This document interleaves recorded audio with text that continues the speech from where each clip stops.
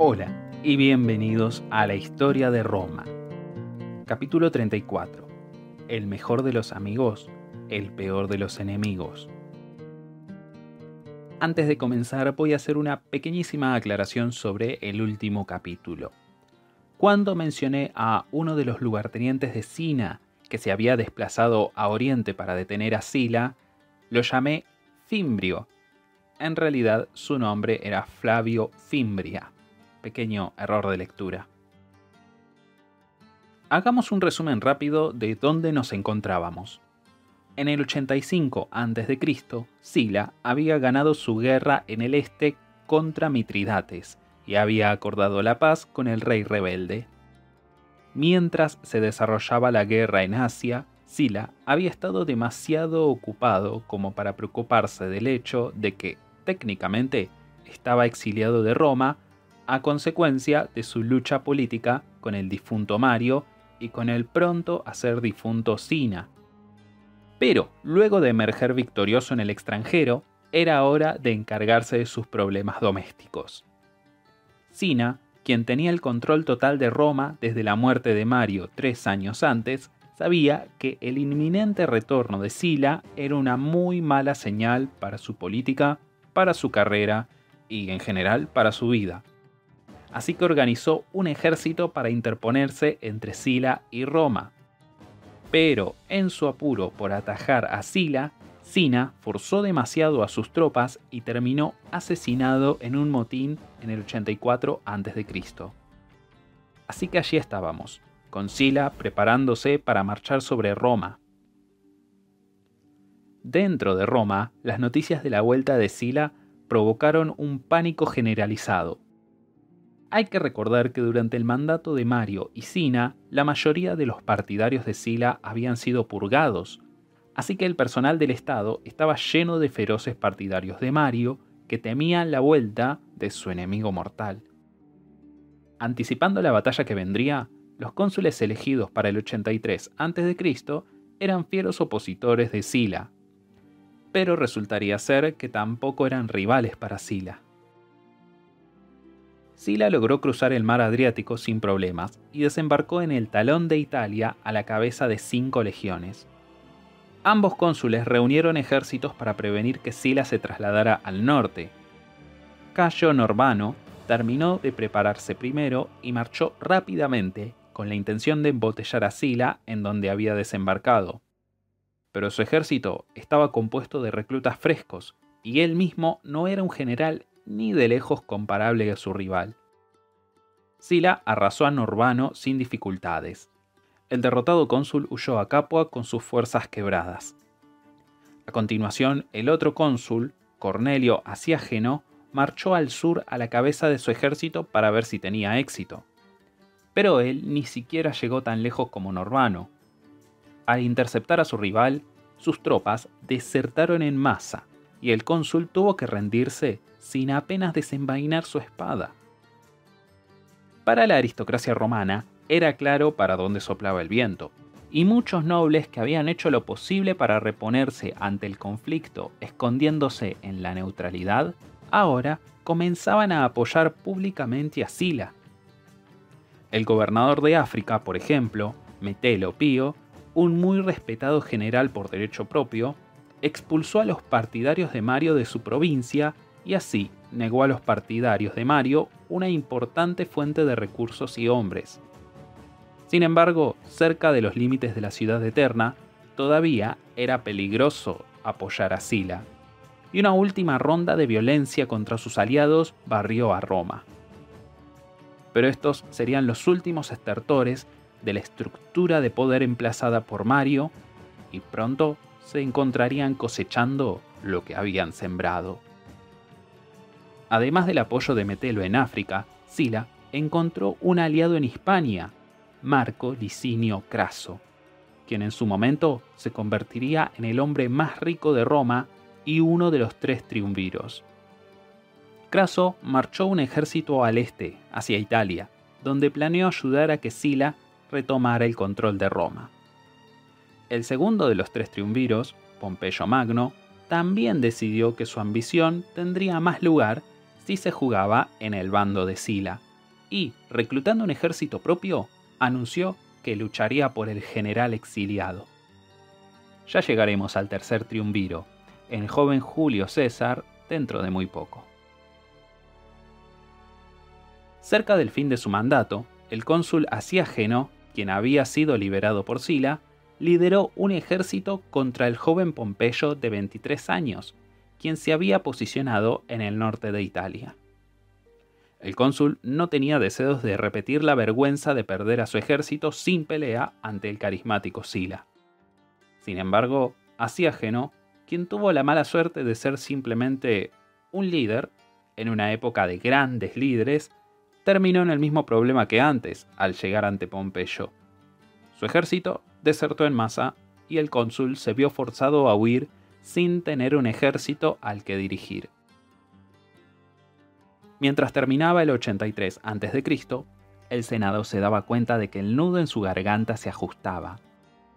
Así que, junto a un viejo colega de Sila, Papirio Carbón, eligieron a Cayo Mario el Joven, de 26 años, en un intento de subir la moral a los partidarios de su difunto padre.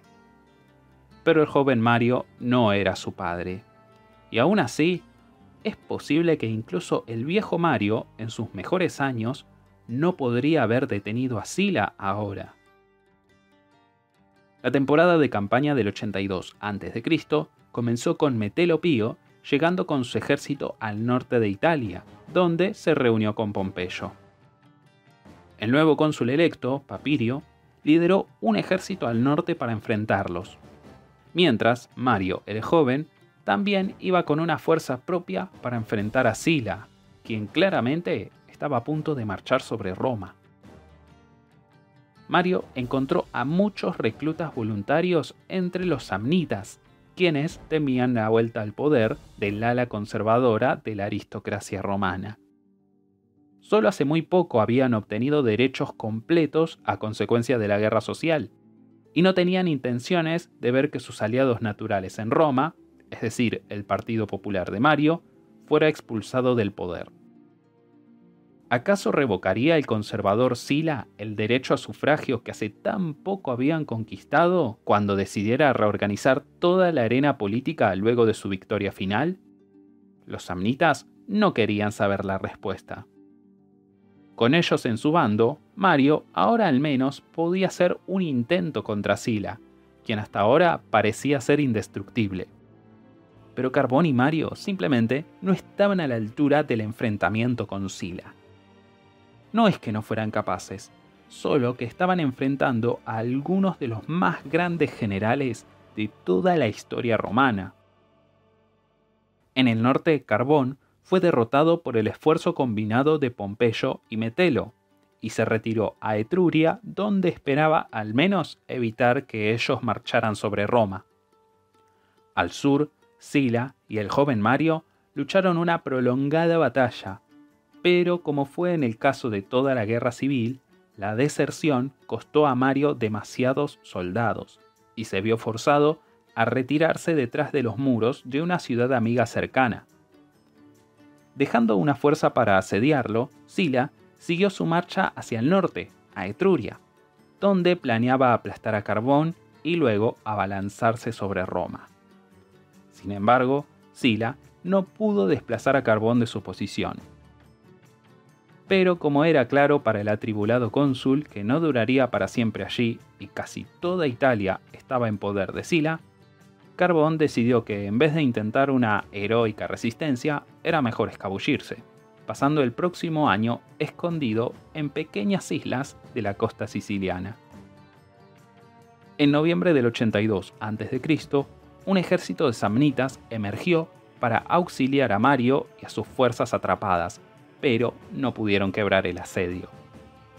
Por esto, el general samnita intentó una táctica distinta y ordenó a su ejército marchar directamente sobre Roma. Desesperado ante un ejército enemigo que realmente pudiera capturar la capital, Sila volvió desde Etruria para detener el avance. Ambos ejércitos estaban frente a frente, justo ante la Puerta Colina, en el cuadrante noroeste de Roma.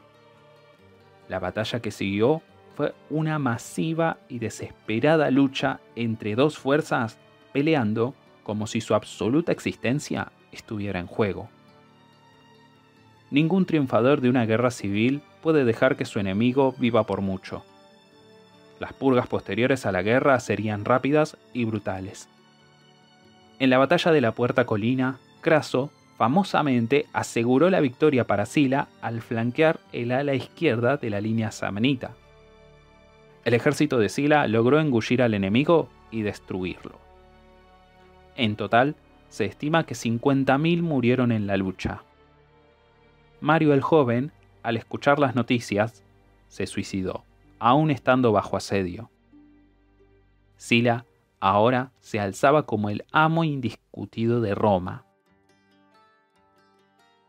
El general victorioso y el aterrorizado senado que lo recibieron en la ciudad no estarían conformes con simplemente dejar que su recién ganado poder fuera solo un acuerdo tácito entre el pueblo y su nuevo amo. La disimulada y leve dictadura de Mario y Sina no le serviría a Sila, así que el Senado lo proclamó dictador. Pero esta vez no sería un cargo constitucional y por 6 meses, no. La dictadura de Sila, en un movimiento sin precedentes, no tendría límite temporal. Y así, el reloj del juicio final para la República estaba un poco más cerca de dar medianoche. Aunque llevó a cabo reformas bien pensadas, que tenía toda la intención de ejecutar con su poder ilimitado, comenzó su reinado al mejor estilo maquiavélico. Claramente, Maquiavelo aconseja que aquel príncipe que entre al cargo a través de una revolución, de la conquista o de un golpe de estado, debe primero eliminar a todos sus rivales al trono. Si uno sucumbe demasiado pronto a la compasión, esos rivales se convertirán en el centro de convergencia de la oposición, forzando al príncipe a iniciar ciclos crecientes de represión civil que lo harán impopular ante la gente y llevarán a su caída. Mejor hacer todo el derramamiento de sangre y todo el terror al inicio. Así no habrá oposición de la que preocuparse luego. La gente pronto olvidará el horror inicial y considerará el carácter más tranquilo que después pueda tener el príncipe como su verdadera naturaleza, y así preservará su popularidad y, más importante aún, su poder. Maquiavelo señala el ejemplo de Sila como la viva encarnación de esta teoría. Ahora dictador vitalicio, Sila publicó en el foro una lista de partidarios de Mario, 1500 hombres de la aristocracia a los que consideraba enemigos y por lo tanto eran ahora enemigos del Estado. Anunció recompensas por matar o capturar a los proscriptos, entre los cuales había 40 senadores. El reinado de terror que siguió devoró las vidas de unos 9.000 hombres, mujeres y niños, la mayoría de los cuales no tenían nada que ver con la rivalidad entre Mario y Sila en nada. ¿Acaso llevabas un tiempo echándole el ojo a la casa de tu vecino? ¿Querías escapar de una deuda avasallante? ¿O deshacerte de un rival de negocios? Bueno, ahora tenías la oportunidad. Solo había que señalar a tu objetivo como partidario de Mario y voilà. Tu rencor personal pasaba a ser política de Estado. Las matanzas siguieron por meses y todas las mañanas los romanos se despertaban con el miedo de aparecer en la lista de proscriptos, por razones verdaderas o imaginarias. En un divertido y cruel giro de los acontecimientos, los condenados no tenían a nadie a quien acudir, ya que alojar a un proscripto era en sí un crimen capital. Cierto joven en particular se encontró en esta desafortunada posición luego de haberse casado con la hija de Sina. El joven Julio César debió esconderse por meses, yendo de casa en casa, refugiado por parientes suyos favorables a Sila, que rogaban al dictador que dejara al muchacho vivir. Eventualmente Sila aceptó sus ruegos, pero con famosa renuencia.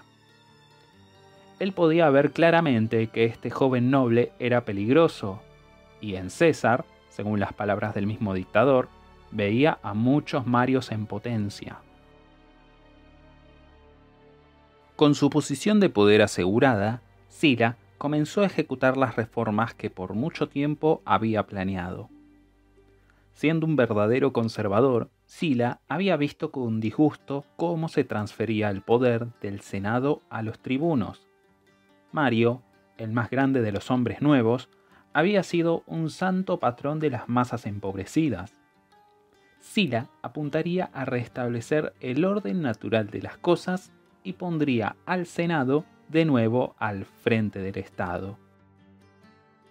Entre la miríada de revisiones de estatuto que Sila había concretado por medio del miedo, arrebató al tribunado todo el poder que había ganado casi desde la primera secesión de la plebe.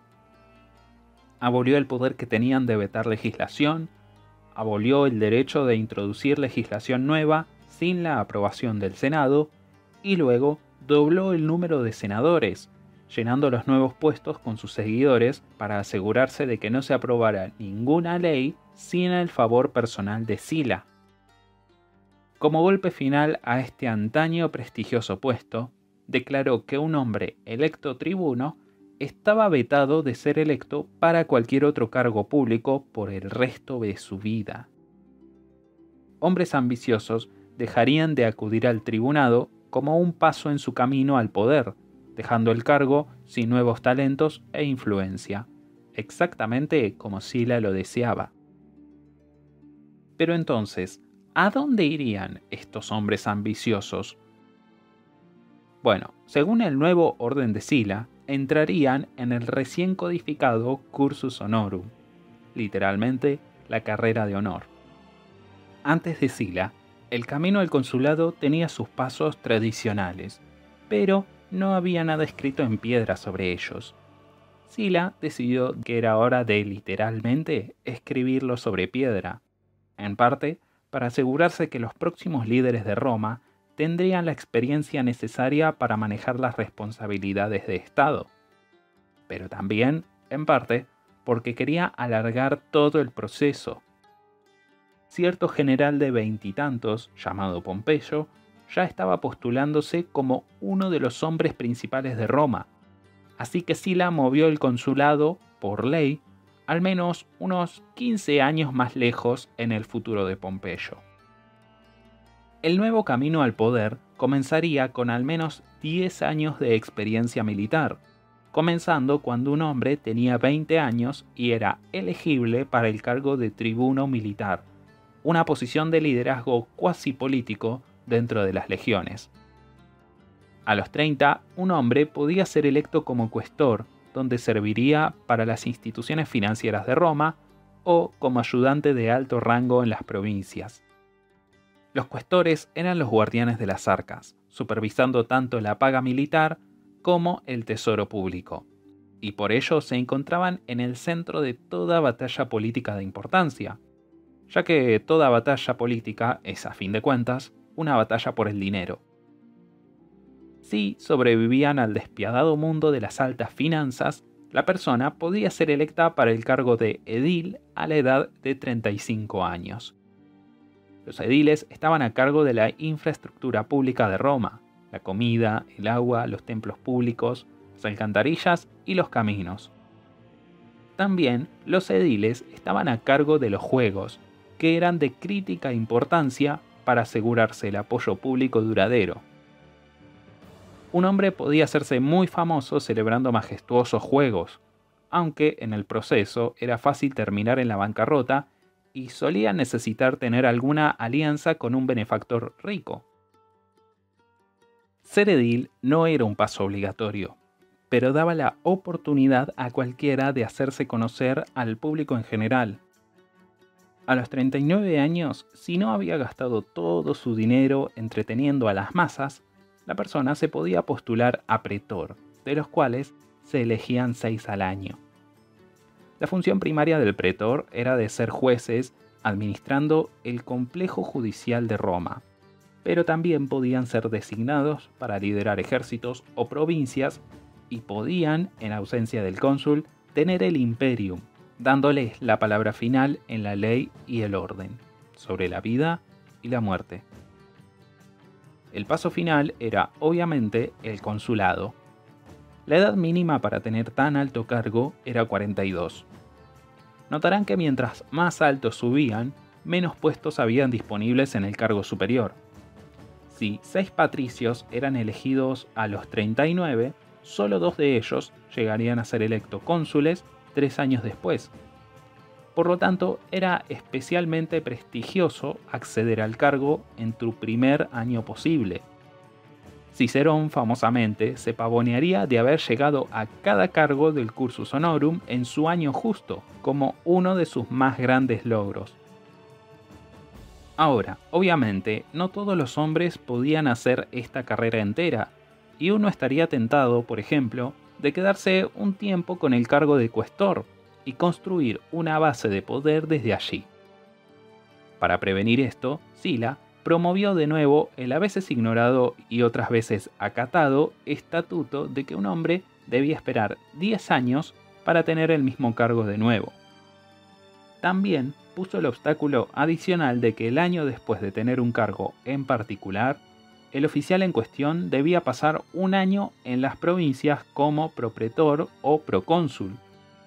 La intención aquí era remover físicamente a quien había tenido el cargo el año anterior de la ciudad de Roma, para prevenir que cultivaran cualquier relación que trabajaron mientras estaban en el poder. Sila esperaba que sus reformas detuvieran el avance de jóvenes ambiciosos que quisieran saltarse pasos o construir bases de poder independientes desde las que atacarían al Senado y la República en general. Sila creía honestamente que había hecho su propia carrera institucionalmente imposible y esperaba ser el único dictador vitalicio que jamás viera Roma. Y hablando de dictador de por vida, en el 80 a.C., creyendo que había encauzado la nave del Estado romano al reempoderar al Senado, Sila anunció que dejaría su cargo al fin del año y se retomarían las elecciones consulares anuales. Fue una decisión que sacudió al imperio entero, y una elección que Julio César jamás entendería, muchas veces burlándose años después de Sila por no darse cuenta de todo lo que tenía, y por su ingenuidad en creer que Roma no volvería a tener dictadores absolutos. Sin embargo, Sila no estaba del todo listo para el retiro, y decidió el año siguiente postularse en las elecciones de cónsul, que obviamente ganó. Pero después de este año en su cargo de forma legítima, realmente se retiró a su villa campestre, donde trabajó en su autobiografía y se dedicó a la jardinería, dejando la vida pública por siempre. Sila fue un hombre muy complejo, y dejar pacíficamente el poder nos dice mucho sobre su carácter, al igual que su violenta llegada al poder unos muy pocos años antes. El tirano sediento de sangre que supervisó la matanza de 9.000 personas también era ese humilde anciano que renunciaba al poder para jubilarse en paz. Claramente es imposible encasillar a Sila. Aún hoy es una figura singular en la historia del mundo. Murió en el 78 a.C., y su tumba estaba marcada por un epitafio que él mismo escribió, resumiendo su vida entera y todo lo que pueda decirse de él. El mejor de los amigos, el peor de los enemigos. Eso parece decirlo todo. Sila se veía a sí mismo como un campeón del viejo orden, y creía que había dejado a Roma con las herramientas institucionales que prolongarían a la República indefinidamente. El Senado estaba de nuevo a cargo. Los demagogos populistas habían sido silenciados, y los hombres ambiciosos ya no podrían burlar el camino tradicional al poder ni permanecer en él más allá de su año de gobierno. Pero claro, ni todos los estatutos y normas del mundo podían tapar el hecho de su propia carrera y su vida. Los últimos vestigios de virtud republicana habían caído con su dictadura, y todo lo que quedaba era el poder desnudo, al cual se llegaría por cualquier medio necesario. La mayoría de las reformas de Sila serían revocadas apenas una década después de su muerte, y en 3 décadas, Roma se vería arrastrada a una guerra entre hombres que vieron la carrera de Sila y se preguntaron a sí mismos, como así lo haría Pompeyo: si Sila pudo, ¿por qué yo no?